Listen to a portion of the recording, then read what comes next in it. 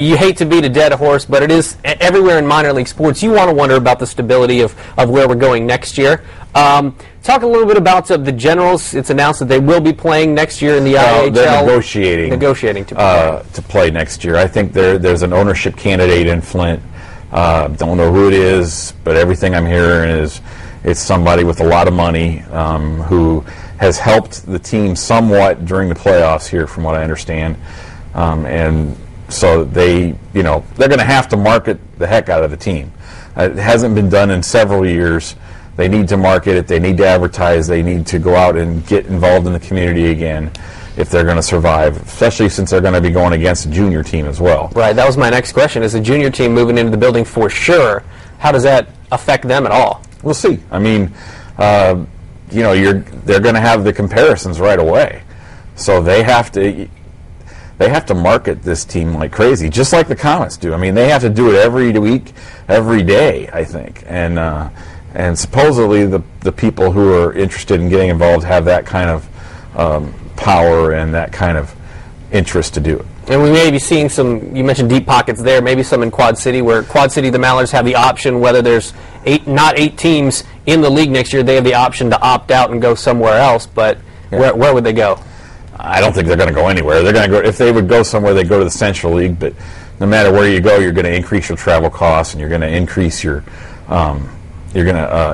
player fees because you'll be going to a union league and stuff. So I still am convinced right now that everybody's best bet is to bring the IHL back, and maybe with some new ownership groups or some stronger ownership groups, and stick with 6 teams, and then maybe.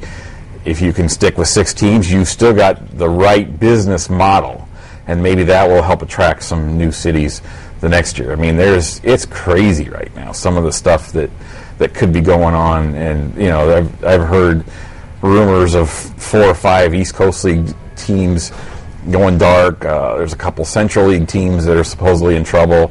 The American League hasn't made some of their moves yet because they're trying to get the best deals. It's just there's nobody that's stable right now. When you take a look at Quad City and obviously Dayton being added as expansion teams, how do you think they fared both financially? Obviously on the ice they didn't make the playoffs, but then add Evansville into that mix, and when are we going to see Evansville? Evansville will be in after next season, 2011, 2012. I don't think Dayton did very well at all. I mean, they didn't market the team. That was a whole situation there. They did announce who some of the owners were for next year, and that was a positive. I mean, they've seemed to have a better game plan. We'll see if they execute it. I think Quad City did pretty well. I mean, they had increased attendance over last year in the American Hockey League.